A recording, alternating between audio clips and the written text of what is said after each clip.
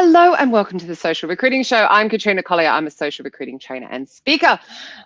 I am not joined by my gorgeous co-host, Audrey Knight. She has vanished. I actually don't know where she is, which is really quite embarrassing. What kind of a co-host am I? So filling in those formidable shoes is, of course, Katrina Kibben, founder and principal consultant of 3 Years Media. And today we are super excited because Tej Singh is our victim of the moment. I'm kidding. He's talent acquisition manager at Wonderbly and also founder of Exacity, if I said that correctly, which who knows. Thank you for joining us. No problem. I'm glad to be here. Happy to be here. Yay. I must apologize that I'm sitting on the floor. My desk broke. I feel really some delivery issues. The whole this Thursday, next Thursday issues. I've just had a week of issues. It's been quite a challenge. So tell us. No, it's not from IKEA, Mark. I wish it would probably still be together. But anyway, tell us how you ended up in the wonderful world of recruitment and even at Wonderbly in the wonderful world of recruitment. So I used to work in like pharmaceuticals in kind of medical education, I guess it would be called. Yeah. And marketing. And then I kind of did some reading into what pharmaceuticals are kind of really about, arguably. And it was just money. It was just hiding things. It was, charging the NHS £1 million for a new drug that extends someone's life by 2 days, which is nice, but is it worth £1 million? That's another one. Let's just have a show on that. Forget that. Right? Yeah. I want to hear about your life work. And then I kind of just got a bit fed up and thought, this is not why I sort of wanted to do this. I wanted to help people. Yeah. What is with his volume? Seriously, it's like reverb. Yeah. Try no headphones. Now he's muted. Okay. One more try. Speak again. No. Are you muted? Oh. Uh-oh. Uh-oh is right, Aaron. This is Tej. He's going to talk in A, B, C, D. Right. Check your volumes. Yeah. E. Sometimes if we kick you off and reconnect you, that might be better. So I'm going to kick you off. Bye. So in the middle, what do you think of diversity? No. Right.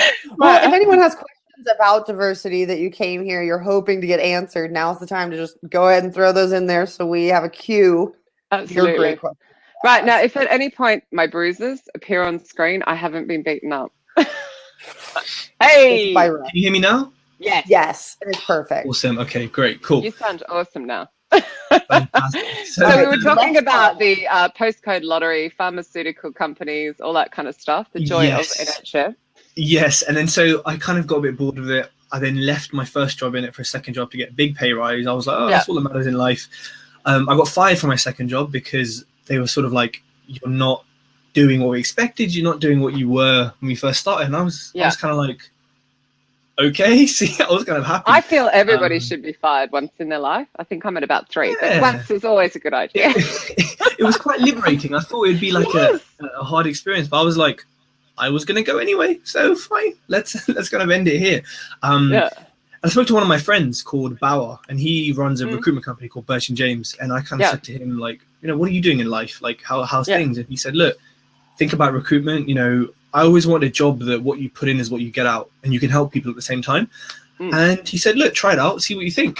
And I just started my own company in recruitment. He kind of guided me a little bit, met some other people. They kind of helped me, but was pretty much brave or stupid or both. And so you didn't even start in a company. You started having never done recruitment. Holy crap, that takes big balls. Wow. I know. Like balls. Oh my God, that's amazing. I thought I was... Because obviously Katrina and I run our own businesses, but Katrina at least built up a reputation first before she launched a business. I did it with none. But at least I had recruitment experience. Like, wow. Oh, my God. Wow. Now I just feel really meek. So what problem did you think that you could solve not being in recruiting? Because for a lot of people, that's what problem to solve. So do you mean what problem I thought I was solving before recruitment or like now? Starting your recruitment company. I think so. I didn't know much about recruitment. Firstly, I didn't know that recruiters were disliked. I had no clue. So that was quite a rude awakening for me. I thought, it's not a job. So yeah, I know, right? And then I worked in Rec to Rec. So I was working with recruiters all day, and I thought, oh, recruiters would be incredible to work with. Yeah. No. So I've had 2 quite rude awakenings. Erin is just getting a bit defensive, bless her. Erin, are you having OCD again this week? What are you on? We love Erin Stevens, former guest, absolutely gorgeous girl. Can't believe I haven't met her. But she just said not all are just like, this is very true. Just 99%. Yeah, just 99%. So I think for your question, the problem I was trying to solve, I guess, was I didn't really think of solving a problem or like knowing that a business should solve a problem. I was more kind of, okay, I can help people. I have my kind of analytical mind, and the way I am will just be kind of different. I didn't actually think about the kind of whole problem solving until I realized what was wrong with recruitment. Then I thought, oh, okay, there's something to do here. Yeah. And you're still working it out. Yeah, always.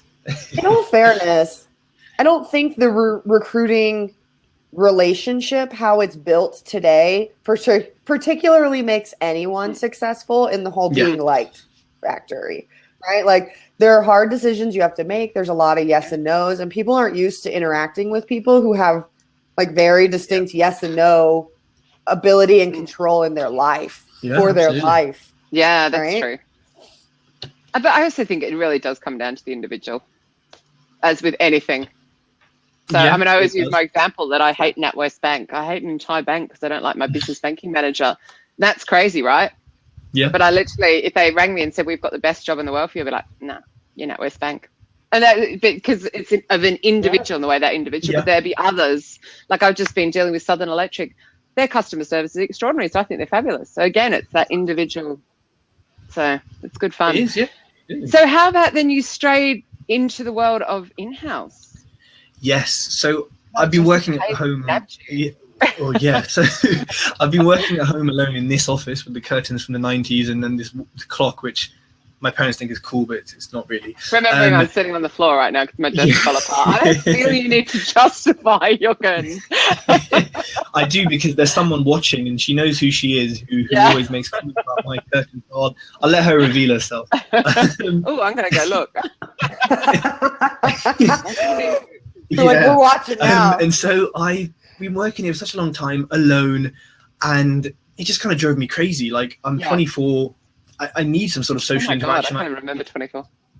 I haven't kind of been there, done that yet, where I can be like, oh, I can work at home. And I just felt like, you know what, I needed to be around humans and puppies, because we have puppies. There's also kids running around the office every now and then, so that's also fun. I thought it would be good to like understand my clients sort of from the other side as such. And I guess also it's nice to get paid no matter what happens, which is kind of so new when you run your own business. If you don't bill, then you don't make any money. So no, Katrina and I have no understanding of that. And sometimes you bill and you still don't get paid, and you're like, thanks, guys. Yeah, exactly. That would be, So Aaron, I could be his mum, but I've just So I have a birthday on Sunday. This is like my birthday show, so I'm like quite horrified by the figure you just said. That's okay. And it was a great company. You need to explain to KK why there are children running around the office. So it's very cool. Yeah. So Wonderbly is that Mark? No, Mark. There's not a paternity test coming. Mark. No. There might be. It might be arriving in the post. Someone's dropped. There are no children come out of this body. Yeah. So what was the question again? About why there are children running around the office. Why do you have so your office? Wonderbly is a children's book company, like a full stack kind of publishing, creative, technology, design house. And we do all our shoots in-house. So we have loads of kids who just come in, cause chaos. And we have to play Disney music for 2 hours, which is mind-numbing, but it's fine. We do it for the kids. And they just come in and what's your favorite? My favorite Disney tune? I like the ones from that film with The Rock in it, in Hawaii. I don't know what it's called. That's it. Yeah. It's a good film. I've actually watched that. It's a really good film. So that's probably my favorite. Same. So you didn't want to be at home in the office. Now you're with the children and Disney music. Yeah. So it's definitely better, but I'm more there for the puppies. The puppies are what make it, incredible. I'm honest. Puppies over kids, 100%. That's my decision. So yeah, but it's not. So how do you find the two sides differ? The external, the internal. Yeah, so I'm actually doing like a video series on the moment, and I've put the first one out. So firstly, everyone is so much more friendly when you are an internal, like you're a human. You know, when you're kind of an agency recruiter, like as soon as you say that, there's generally a bit of stick. There's generally a kind of presumption about who you are, especially from other internals. I mean, example, when I was an agency recruiter, I would have sent out however many LinkedIn requests to internal recruiters with nice kind of messages, you know, something personal, something different, right? Not the usual kind of shit. And I got, out of let's say 25, I probably got 1 acceptance, maybe 2 a few months later, and then it, you know, never spoke to me. As an internal, I remember, because I counted, I sent out 25 the day I joined Wonderbly, and I got 25 responses within 10 minutes, and that's not an exaggeration. So that's all I need to say in terms of how friendly people are, and how people view you. Secondly, I think it's a lot more focused on the people. I don't know if it's just because of how my mind works in a business, but I know agency is quite numbers driven, quite like target driven, get things done. And, you know, people are still happy with it, and you still place good people in good jobs. But internal, I just have, I don't know, I feel like I maybe care more internally. And I want the best even more than I normally do, because I'm like, you know, we're a great company and you're a great candidate. Let's make this work. If we can't, then let me see what I can do for you, which as an agent I would do, but not as much because my income depends on it. So yeah, those are probably the 2 main kind of changes, which are quite huge within themselves, I think. And I think it's that lovely feeling of when you hire someone in and you get to watch them grow. Yeah, that's absolutely quite different. And it's weird seeing someone I've hired sitting next to me, and I'm thinking, I've never experienced this before. So yeah, it's definitely something. Yeah. So, but I know that your contract's coming up for renewal though. So what's the plan after that though? So I don't know. I'm keeping my options open. I may look for another internal contract. I may see if Wonderbly still want to have me for more, if they need me for more. That would be awesome. I might go back to agency, do my own thing. I honestly don't know. I'm kind of like just taking it easy, to be honest. I have the luxury where, I guess because I have my own company, I don't need to jump into another contract straight away. So having conversations and stuff, but I'm taking it easy, really. Was there a question, KK? There was one from Erin. And speaking of the end of a contract or the end of a gig, she said, speaking of firing, have you ever fired an external recruiter as an internal recruiter? Great question. As much as I'd probably love to fire some recruiters, we don't use recruiters. So they just use me. So I've never actually, and this is my only contract I've ever done, so I've never had to fire a recruiter. However, I have fired clients if they didn't pay on time and they were just giving me BS about it, or if they were just rubbish and I said, look, you're paying me this, I can't be bothered to work for you because you're paying me this. If you want to pay a proper rate, then cool, we can talk. If not, then see you later. Because I get to the point where I just don't care enough to sit there and work at a lower rate when I can make 30 calls and get a higher rate. So yeah, I think learning to say no is important. And I've learned that from people like Mark, who's in the chat, and other kind of experienced recruiters, that it's really important. It's quite liberating when you do that as well. It's terrifying, but really liberating. And what I found, and I was talking to KK about this, we were having a brainstorm about new business and the excitement. The more you do the work that makes you sit up, the more that work comes to you. Yeah, so absolutely. Speaking of things that make you sit up, you started a podcast, didn't you? Tell us more about that. Yes, I did. Funny you mentioned that. That's the point of the show. Yeah. So it's called Tej Talks. You know, it's not TED Talks. It's better. It's not as well known yet, but it will. Is it a hashtag? Let's give it a hashtag. Yeah, I think you should. Yeah. And it's now official. Awesome. Yes, I've got this stamp now. I'm famous now. And so so working in tech and working with companies, and especially when I was on the agency side, I could do so much research into a company, understand how much funding they got, where they're based, what they're doing, how they're changing fintech, like everyone is, you know, who they're looking for, you know, all this kind of stuff about a company is readily available. And that's nice. But like, when I call the person up, I'm talking to the person, I'm not talking to the company. When I'm hiring someone, they're going to work with this person, not necessarily in a company. And I think founders and, you know, anyone in the team, they make and build a culture, and they also, their kind of values and upbringing and their background kind of gives so much to how a company is going to be run. But yet there's like no information about it. And I tried to look for podcasts or blogs about it, and I don't know, I just didn't maybe I didn't look hard enough, but I didn't find enough about the people, and even from their own companies. Like when I write blogs about recruitment, I think I got 3 or 4 which is just about me and my story, which people have said is like really great to read, and I had no clue that it would be. And there's not enough of that around, and so I thought podcasts are like the thing at the moment. I listen to them on my commute, like they just help the time pass so quickly, and I learn so much.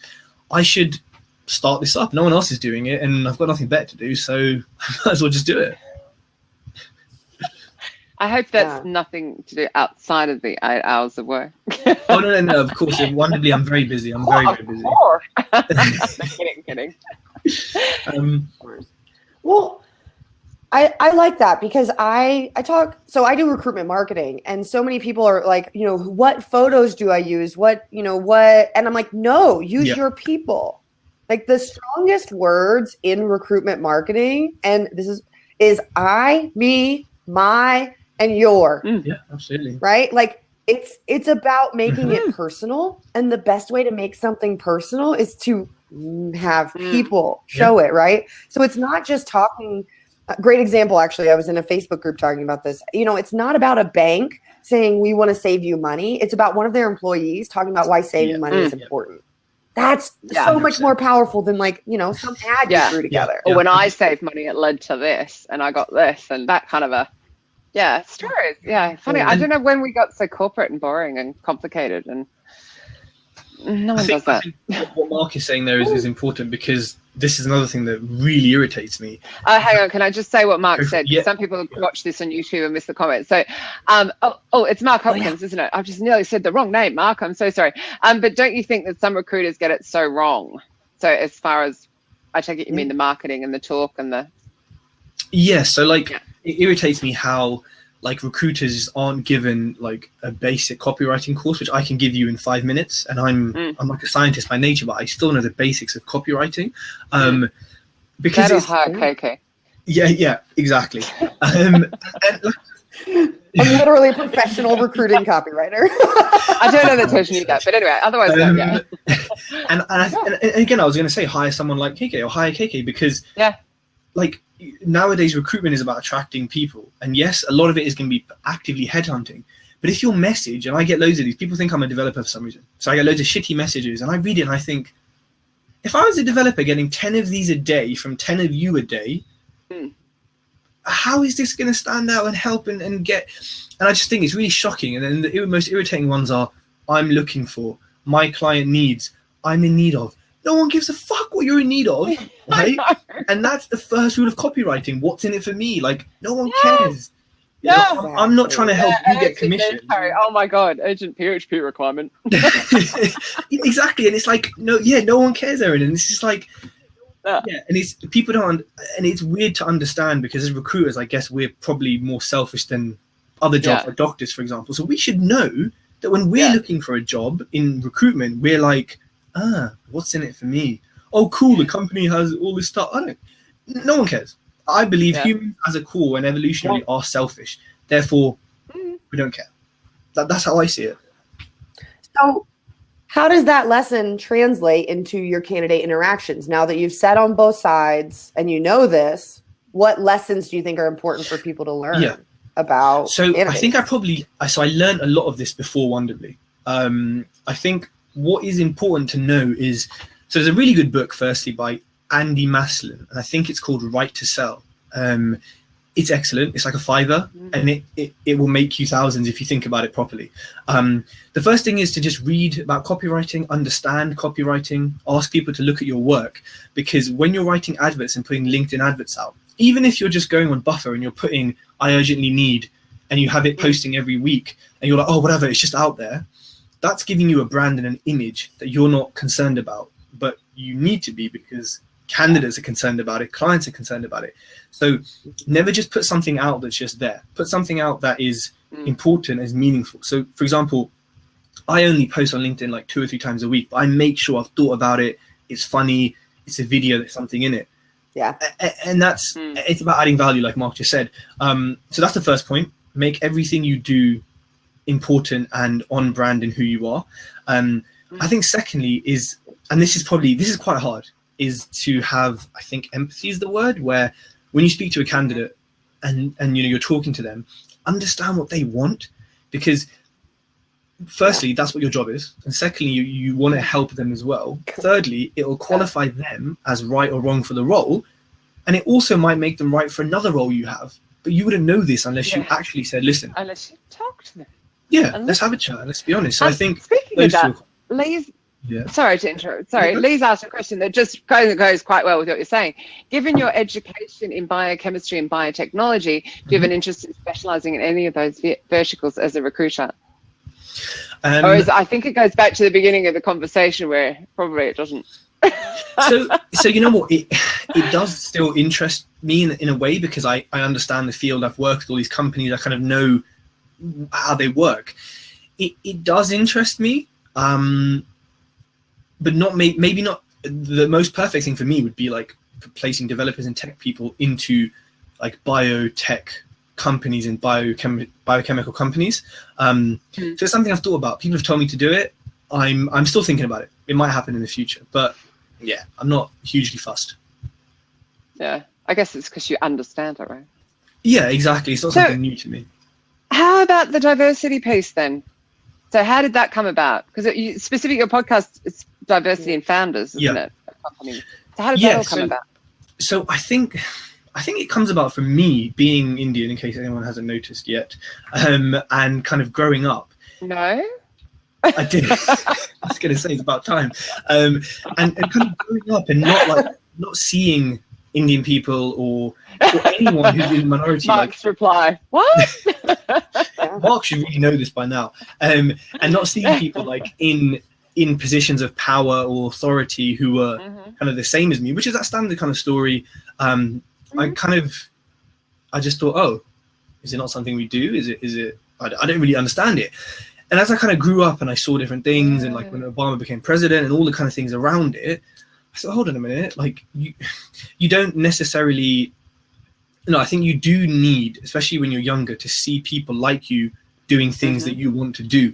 And for me, I thought, hold on, I'm working in tech. Most of the people I've spoken to are English, they're British, sort of middle class white people who have gone to good schools and have good educations. They're not privileged, they're not entitled, but they just have a kind of smooth trajectory. Who they are. Yeah.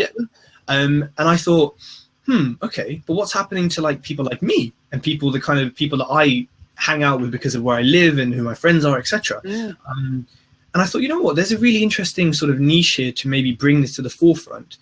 And I guess it's kind of twofold, is to allow these people to get their companies in front of people and show people what they're doing. But secondly, like kind of maybe giving back to the communities that I'm sort of part of and saying, look, to the youth, to the kids, like look at these people who are just like you doing what you could be doing. You don't have to be a banker or a doctor or whatever. Like start a tech company, do what you want to do. Here's an example. I don't need to prove to you it can be done because here's 5 examples. So if you can't do that, then it's excuses. So that's kind of harsh, but it's kind of like, look, you can do this. And it's kind of giving a belief and saying the only thing stopping you is you, the world isn't going to stop you that much because there's success right here. And it's interesting to learn that way of looking at it. Yeah. And it's interesting for me because I've grown up in a place where so I live in Southall, which is basically like little Punjab, little India. There's just all Indians here.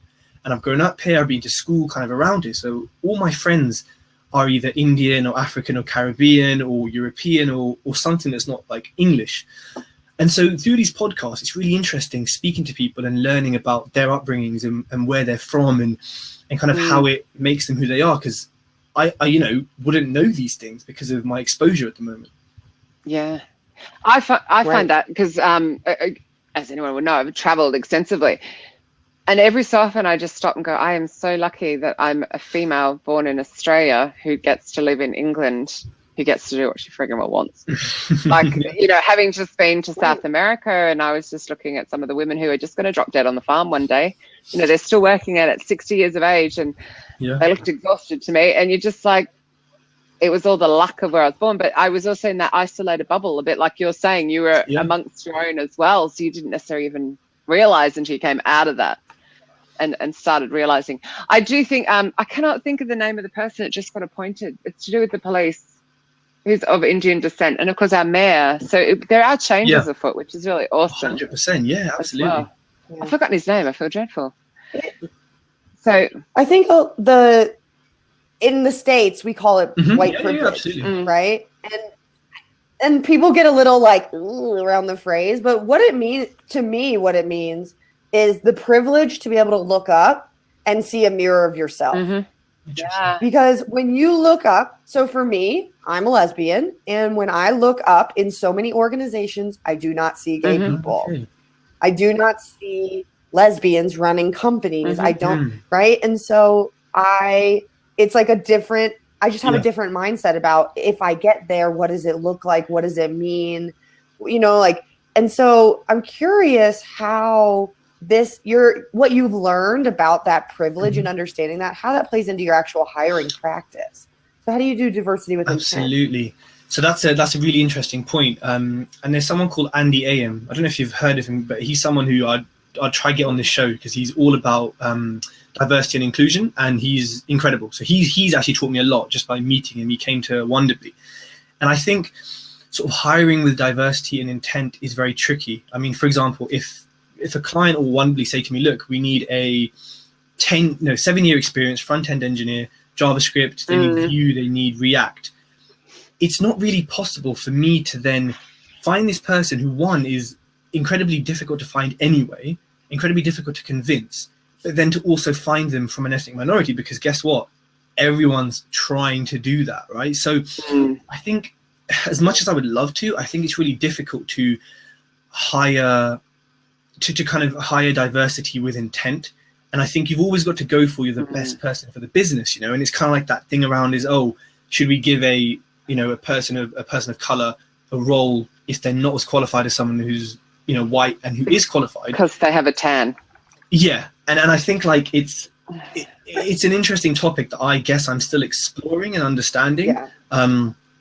So yeah, I don't actually have an answer for how I could hire with intent, but one thing I have learned is it's about cultural add, not cultural fit. Again, this comes from Andy.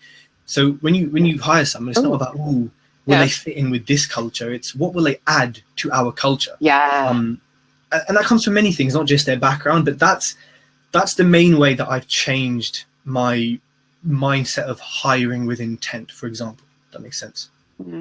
Okay. I think it's quite hard as well. So particularly in the tech that you need to go, we need to go back, like you're doing. I'm going to go and create this podcast and go and take it to the schools, kind of thing. Yeah. And it's the same with there's not enough women in tech, so it's like we need to go back to the schools. Yes. And because I mean, I was a bit horrified. My sister works for Engineering Australia, approached a very good school on the North Shore of Sydney, which I'm terrified is actually mine. And they did not want any engineering women speakers to come back to the school. They only wanted medicine and law. And you're going, what? Doesn't make any sense. They think, and so there's like so much stuff that needs to be undone. That's like on top of, we'd really like to have more women. We'd really like to have more ethnic minorities, you know, gay, straight, whatever. Like we need to kind of get back to the schools, I think. I don't know. I'm having a rant. Back to you. Right? You're the guest. I agree. I agree with that, but I also think, so I've been talking to a lot of founders too, specifically female founders, because I want to understand how they built their business. And so actually the glass ceiling. I think a lot of women get sick of the glass ceiling and go, bye, I'm going to set up on my own. Well, that's been a big part of it. But I also think part of it is that they want to build, and I wrote a blog post about this because it was kind of like kept sitting with me, is that they went out and said, you know what, we're going to break the mold because we want to create companies that look different. And so what they did, now, mind you, this might not work for like an agency recruiter trying to do this exact role, right? But first thing, they always changed the source. So they went to different places to look. And that changed, right? Like if I go to an Indian market to buy groceries, or I go to a Aussie market to go, you know what I mean? Yeah. Like you're going to buy different things. They're going to be different because I went somewhere different. And the second thing that they told me that I thought was really interesting is they started to break the mold. So what they did was on roles where they wanted diverse hires, they changed the application process. So example, One company said they were hiring videographers and they really wanted women of color videographers. And videography is pretty much all white dudes, like flat out. Here in the States, definitely. And so they, instead of applying with a resume. Yeah. Right. So I was having instead of applying with a resume, you apply with a work sample. They apply with work sample. And that changed their entire pipeline. Yeah. Literally, their entire pipeline. I think over 70% of their company is women. So instead of, it's almost like 60 or of color. It's almost like the blocked out resume, isn't it? You send your work, prove your worth. I love that. Yeah. Exactly. Because the work is what matters. And that's really interesting, actually, because that now reminds me of what I learned about this, which is using things like Textio, perhaps. I don't know if everyone uses it, but it's really good. It's free for a little bit tool to change the words on your advert to attract kind of different people. And I think what you just spot on, KK, there, when you said it's about going to those places.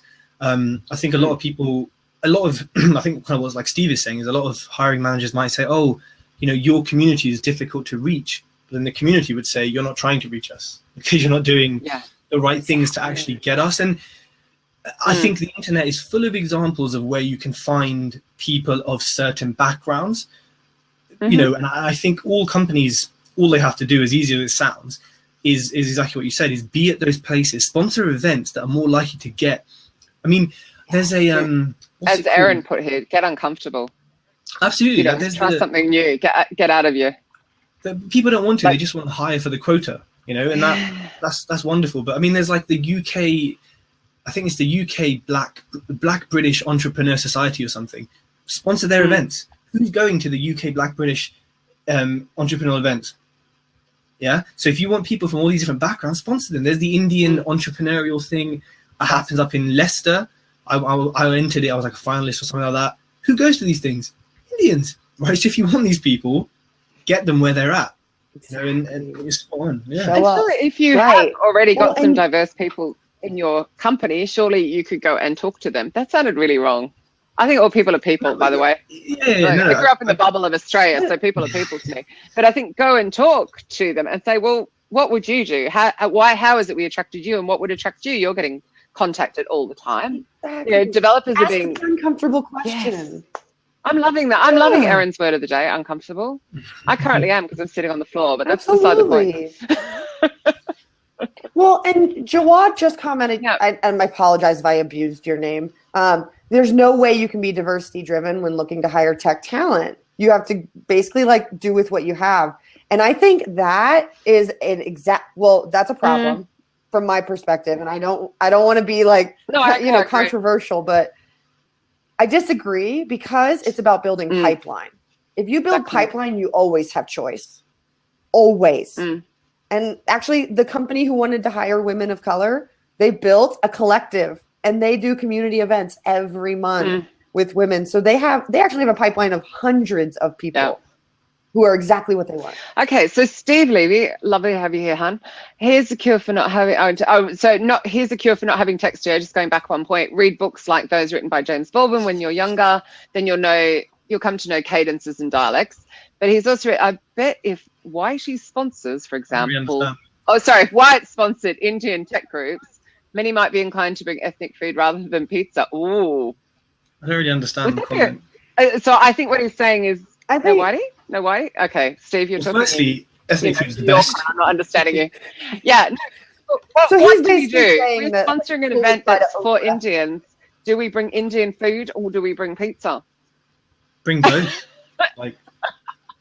Exactly. Just bring food. Hold on, pizza's Italian, so give him a blank check. Yeah. Thank you. If you bring pizza, you're bringing Italian food to an English meetup, so you're already doing something not right. So just cross-cultural. bring everything. Don't put chicken vindaloo on pizza. That sounds disgusting. don't butcher pizza and do with that. That would be nasty. Oh no, let's just bring fish and chips. Make it British.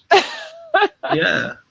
Cucumber sandwiches. I think it's just about doing something engaging, right? I think people think too hard about all the other details and they don't think about the people. So if I'm going to host an event for an Indian tech group, I'm actually going to ask the Indian tech group to do a survey up front. What do you want? And I'm going to ask, what do you do in your free time?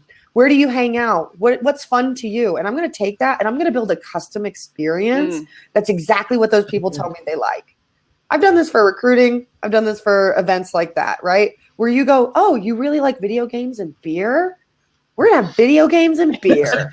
You know what I mean? And it's an experience that you enjoy, because if I create a memorable experience that you really like, I can have a conversation with you about work.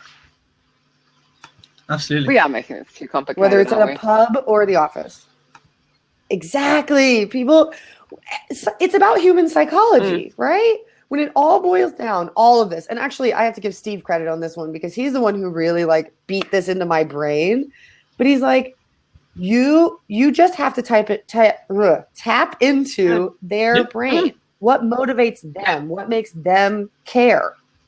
If you know that, trust is the ultimate recruiting. And that's why we will never be replaced by robots.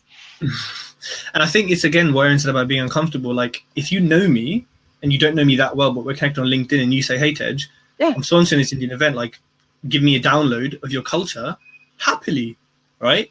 Yeah. Like happily. So, you know, maybe leverage connections like that because, maybe leverage connections like that because we're just sitting around, we're free to talk to, most of us. So have a chat with us. But also, I just think that it's all about the approach, and people are generally very happy to help people. It's not. Yeah, absolutely. It's quite cool. Yeah. Lee has written another. Lee, you're such a great contributor. Thank you. Another great book on white privilege is White Like Me by Tim Wise. Everyone should read it. It's a good book. Yeah. It's a really good book. I have it in my library next door. It certainly exists. No denying. All right, so let's say you are hiring a tech candidate, because it's clear that we have a few tech recruiters on, and I want to make sure this is valuable to them. So you're going out for a tech candidate, and your manager says, you know what, we really would like a diverse candidate. Like, we'd like to see somebody who's highly technical and has a different background, because we want them to bring that to us. Where would you start? Kind of walk me through your process. Yeah, great question. So I think I would firstly just take a step back and think about my network. Like, who do I know right now that can get me in front of these people and get me introduced to people of all kind of different backgrounds? And I'm thinking of people now, actually, and I know that I've got two of my friends are like youth workers in Tottenham. So I know I've got a market there. I know a lot of Asian people around here, and all my friends work with a lot of Asian people. So I'm already thinking, hold on, there's two networks that I can kind of use. And then I'd think, hold on, who do I know that's, you know, maybe just a contact on LinkedIn?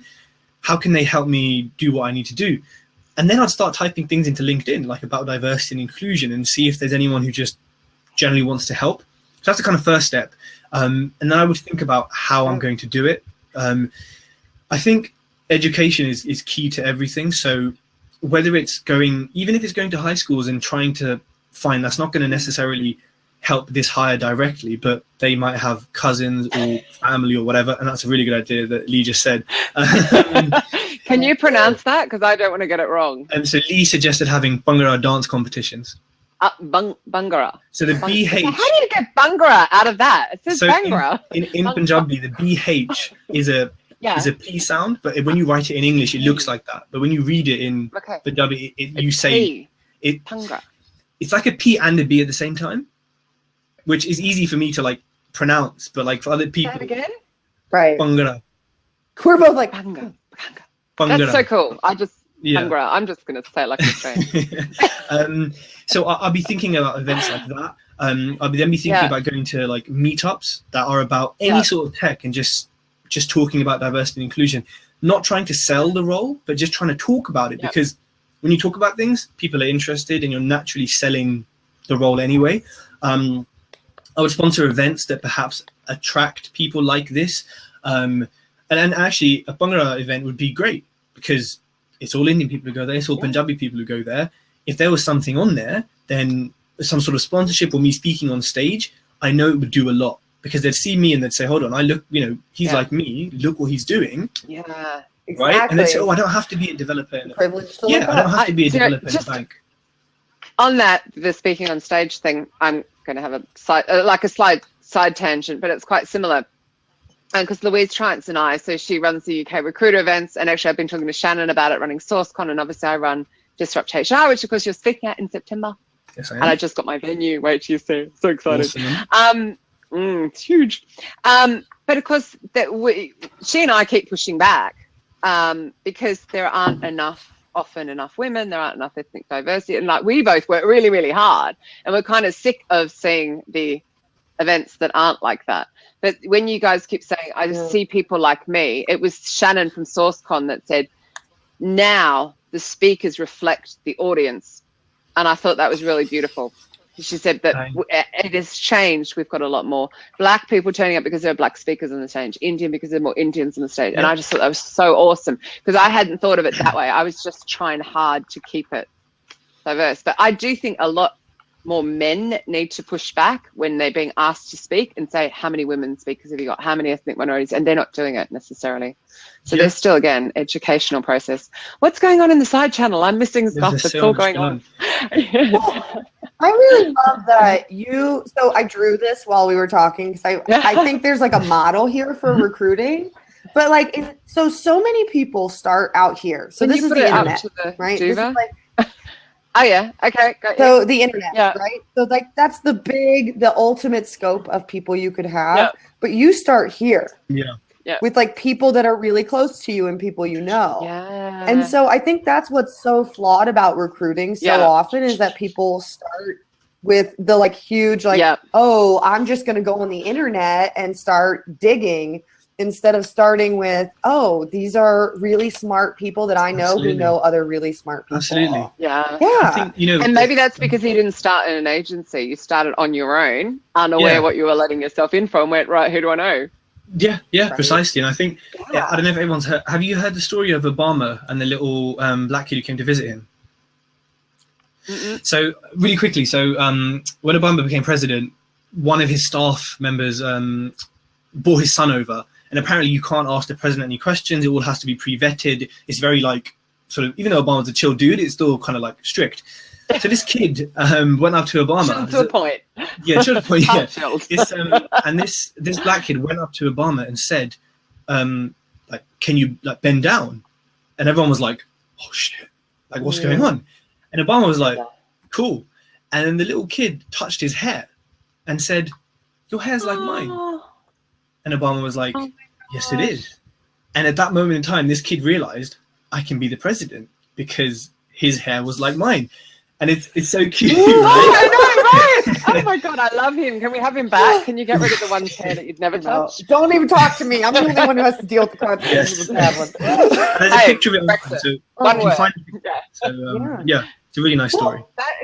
I think that's a great lead. That's a great lead to James's question about since starting our careers, how we've seen attitudes toward diversity change in the workplace. And I have. So for 100%. Me, who's, you know, the white privileged heterosexual female, just in my career though, I've seen the world change. And actually, and some people have heard this in the show before, in 1959 when my mother got engaged, she had to leave the bank. She got engaged, right? She didn't get pregnant, but she got engaged and had to leave the bank. So the world for women in general has changed a hell of a lot since 1959, right? By the way, she had me late. I'm just throwing that out there, even though I'm like nearly double his age. Anyway, moving on. But also, I believe that it's due to transparency. All of the Katrina and I wouldn't have a job. Actually, Tej, you wouldn't have a job either without the internet. And the internet has opened the doors, and it's meant that a lot more is acceptable because we can see it and we can go to companies that will like take care of us. So that's my humble opinion, but I'd love to hear yours, both of yours. Either. Yes. I'm really rude. I just jump in. I forget. So we're talking about how hiring has changed. I honestly don't think. You're the youngest. I was going to say I've only been. Well, I graduated in 2014, so I don't think I have. Oh, fuck off. Yeah, I don't think I have enough of a view to give you because. I've been driving 30 years. Like, you're depressing me here. Oh God. Yeah, right. Does that put it in perspective for you? I think I like your comment, Steve. I think that what I've seen over like 4 years is quite minimal, but what I've seen is now a a much bigger talk and like buzz around diversity, inclusion, keywords and stuff like that. When I first started, I didn't have a clue. I didn't know anything about this. I think I'm too young to notice the changes, honestly. A lot needs to change then. So I'm smack in the middle. Yeah. So I'll be 33 this year. Child. And so for me, oh my God, I was a teenager. I grew up with the military. Closer, okay? You couldn't be my mother. No. So my family was military, and I grew up on military bases. And so, and being gay was at the time literally illegal in the U.S. Army. So you were kicked out if someone reported that you were gay. It's called Don't Ask, Don't Tell. Mm-hmm. And so I never saw a gay person. Wow. I still don't even remember when the first time I met a gay person. I did not, you know what I mean? Like color was something that I always saw, right? There were tons of people of color around all the time. So that never surprised me or was anything, but to see, Steve and I have some funny stories about, not fun. We have stories about this as well. So long story short, after Don't Ask, Don't Tell, things changed a lot. And because the military, when they say something's okay, it starts to bleed into our population, whether people like it or not. And so when they said it was okay, you started hearing more stories about people coming out at work. See, I went through my first 3 jobs without coming out. It's heartbreaking. Contrary to the whole hoo-ha with allowing gay marriage in Australia, we've had the gay Mardi Gras in Sydney pretty well my whole life. So even though I believe it was 1969 here in London that it was still illegal to be gay and it only became legal, and literally they would rip people out of their beds and throw them in jail, like terrifying. So that's just a couple of years before I was born, to put it in perspective. And Steve was certainly alive. I'm not the oldest on this call. But also, I've had the gay Mardi Gras my whole life, so actually kind of different. It was okay. So it's really interesting. A lot of it does come down to where were you born, and as well. So it's quite complicated. But I want to ask a question. When we're talking about diversity all the time, which I get. But how about the inclusion piece? Because I don't work in a company, so it's harder for me to comment on that. But and I know KK you have, and obviously you are Tej. I'm going to get your name right by the end of this. That piece is more. She's got surely like 10 that's more more minutes. important than like a tick box of we have a dark brown and a black. And like, how about how they feel when they're in there? Where does that fit in? Yeah, so that's super important. And I think it's quite difficult for companies to do. So firstly, if you have a diverse team, then people from diverse backgrounds will naturally and already feel like they fit in. And that's the easiest way to do it, is to just have a team that's diverse, because naturally that's like their home, or that's what they're used to. And so that is the easiest way to do it. It's not easy to do, but that's the most straightforward way. I think secondly is, again, what Erin said, is getting uncomfortable and having chats with people and being like, you know, I'm sort of thinking how to phrase it, but sort of saying to them, you know, like, if you have a company full of, there's 99 white people and one Asian, you know, maybe having a conversation and saying, dude, it's quite obvious that, you know, the numbers here, like, how does it make you feel any type of way? Does it, but again, that's a really kind of sensitive conversation that I know some of my friends would be unhappy about, but I would love that conversation. But like, I just don't get, you know, I'm just me, right? So I think it's really tricky. And it also depends who's asking it as well, and how they're asking it. So, I had a really random thing when I came over here. So I started working at a recruitment agency, Spring Technology, and I was got at by a black girl working in the company because my Australian Prime Minister wasn't apologising to the stolen generation. So the Aboriginal kids that were stolen out of their homes in the 1950s, and we're now talking like way past that. But white kids were stolen as well. Of course, nobody ever talks about that. But the way she got at me, I still, to this day, get scared to say the word black. And it's like, I shouldn't have any reason to feel that way, because obviously I grew up, colour wasn't an issue. Like, there's so many nationalities in Sydney. It's a huge melting pot. I didn't really see it, but it was quite extraordinary. So it can be really scary for both sides to know how to have the conversation. And I think... So picture this. No, go ahead. So I was just on what you said there. It's so impassioned. We could go for another hour. No, it's good. I think what you said about the inclusion part is interesting, because if I was in a company where I was the only Indian, and people, let's say people were talking about the partition of India, and they're all white, right? Or they're talking about different massacres that English people have done in India, which are all proven, all written down, all facts. Yeah. I would be listening very carefully on how they're talking about it. And if they slip up, you best believe that I'm probably going to jump down their throat, or I'm going to correct them. I'm going to be like, what the fuck are you talking about? You don't know. You know what I mean? I'm getting angry now, right? Because I've experienced this. And I'm just like, have no, I'm like, you have no fucking clue. And so I think understanding different cultures and previous tensions maybe is important, because you should know that maybe you shouldn't mention that unless you know what you're talking about. And for example, at Wonderbly, me and a girl were having a chat. I think she was Malaysian, and we only met. I'm waving at Jeff. She's appeared. Finally, 45 minutes later, my boss turns up. Now your HR did. Yes, I bet. Did you say like a minute ago? And I think it's important to kind of just understand different backgrounds. You know, like to know that I don't know, to know that Hindus traditionally don't eat beef, so maybe don't say hey mate, on a beef burger. Do you know what I mean? Just to understand cultures is how you will include people. Yeah. Because if someone understands me, I'll be like, oh, I feel really included. And actually, Wonderbly does that really well. I think I'm one of 3 or 4 Indians out of maybe 40 people, but it does not feel like that. I feel at home. I feel welcomed. Yeah. There's just, it's not even a question about how do we include. Children would put me off more. I'd be like, what do I do? Where are the puppies? Yeah, I just hide from the kids. I'm like, I'm doing my work. Sorry. Oh God, I'm small things. Yeah, no, totally.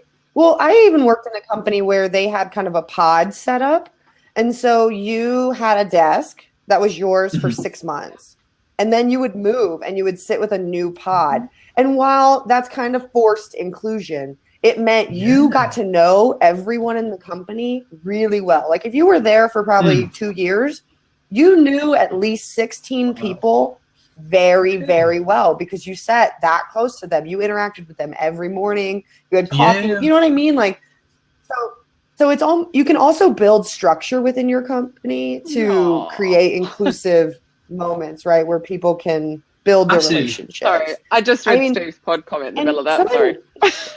I'm really bad today.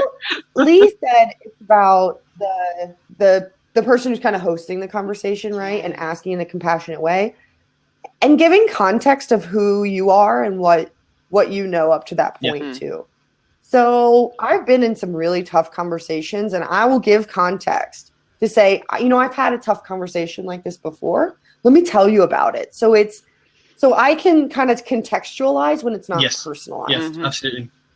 Because when you make it personal, then they're trying to fight and balance instead of listen, react to a scenario, kind of, you know, to take themselves back to get that view. Absolutely. No, I completely agree. It is personal because, I mean, like you said, some of your friends would not be open to the conversation, and you are open to having the conversation about, you know, what would attract you to an event, etc. So, yeah, it's tough, isn't it? I still think we're getting better at it. We are. I feel like personally, I've been fortunate enough to never actually have one of these, well, not knowingly have one of these kind of conversations, or maybe everywhere I've worked is diverse, or maybe because I've worked at home for so long, I've just never had to have. But I guess that's because I'm so open. I'll probably bring it up, you know, and I think Gus knows that I would just say it. But yeah, it's not easy to do that. Do you think it's different because you're British born as well?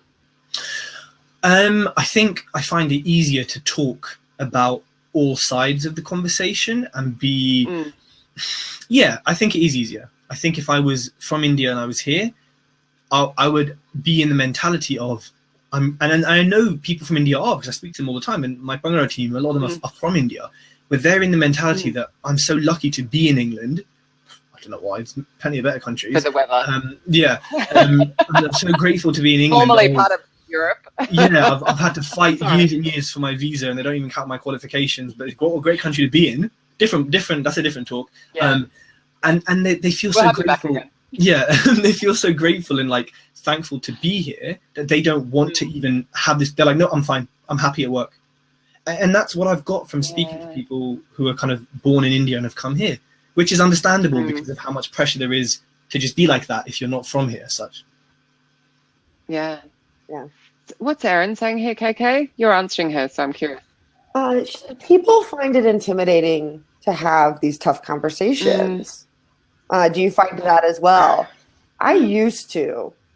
I definitely used to have this like, but I've kind of shifted in all ways of my life. And actually, Katrina, you've been a huge influence on that. But just to be 100% myself, to be 100% who I am, and to bring that to the table, and to not negotiate on that at all. Yeah. And that's when the intimidating factor starts to back down, where I'm like, I just have to, like if I'm 100% me, then I know that I am being 100% empathetic and caring in that conversation, whether it comes across that way or not.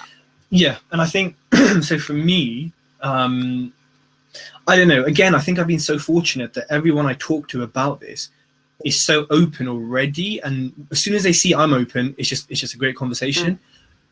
Exactly. But I do get though that and there's people I've met who I know I wouldn't even talk about my certain things with, because I know it's going to get really awkward. I can't bother with awkwardness unless it's fun awkwardness. That's a different story. Right. So I definitely understand what you're saying. Definitely. Like politics, apparently. Yes, politics. Well, yeah, but I mean that's life, though, isn't it? Yeah, that goes back to something you said really early on. Your job as a recruiter is to really listen and understand the human being and where they would fit in an organization, or that kind of understanding the nitty gritty. I can't believe we've only got 4 minutes left. How did this happen? and I think Lee just made a comment. Lee essentially saying what's he written? But real communication between people can't happen unless you're willing to risk being uncomfortable or vulnerable by being honest and authentic. Here.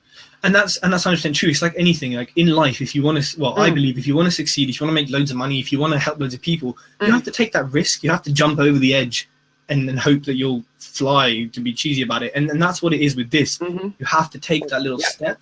And if you mess up, then well, life's short, just move on, or whatever, we'll get better. So, and Mark said another really interesting comment as well. Yeah, I find that the people that are offended or scared by equality tend to be the people that are afraid of change, or that they don't want to give up their privilege, or they're actually crap at what they do and they don't want to be shown up. That was my ad lib on the end there. Really quickly before we run out of time, because I don't believe we're going to have 3 minutes left. I just have to quickly talk about next week's show, or I'll forget. We're doing Agile Sourcing show next week, so it'll be very much tech recruitment. We have Natalie Glick and we have Mark Lundgren, both from Saltworks, joining us and talking about how they kind of stole from developers on Agile Sourcing. I bet Tej will tune in for that one as well. It sounds like we need to have Mark on the show as well, judging by all the comments going down the side channel. Mark is a really good guy to talk to, honestly. Get him on. I thought he's Welsh, though. Will we understand what he was? He's got like a Welsh Birmingham type accent. It's really interesting. Quite Lord. Good accent. Yeah. I need subtitles. Thank you, Joe. Isn't it awesome? I need KK on more often. She asks all the tough questions. I can just sit here doing nothing. No, absolutely. Well, I do want to give one more data point before we go, though. 1 minute. The number one indicator of joy at work is how much you advocate for yourself. I heard this yesterday on a podcast, and I thought that's something that's just really stuck with me. And I think it's a little bit of how you advocate for everyone else too. Yeah. Very. Very, if you're a strong advocate for other people and yourself, you'll be happier. Yeah. Absolutely. Love it. Great way to end the show. So I'm going to be tuning into the Tej Talks please subscribe podcast. And like and share. How do we say Tej? It's with a G, isn't it? Tej. So technically, everyone says it wrong. Like it's very difficult. The actual pronunciation is Tej. Tej. Okay. We're getting there. Yeah, I give up. We'll work on it. Tej Talks. Tej Talks on iTunes. I have enough trouble speaking. I've got an Australian accent. Yeah, we'll have to put some links out. When we do my show, there'll be a link to it as well. I wouldn't the write-up goes on my blog as well. Thank you, KK, also for filling in. Thank you so much for your expertise. Awesome. We're very, very grateful. Audra will be back next week. We'll be doing a purple hair comparison. Oh, no, actually not next week. Is she back next week? No, she's back next week. I don't know what I'm talking about. Anyway, we shall see you all next week. And thank you very, very much for being here and such a chatty side channel. Awesome. Thank you, everyone. Take care. Bye. Bye. Bye.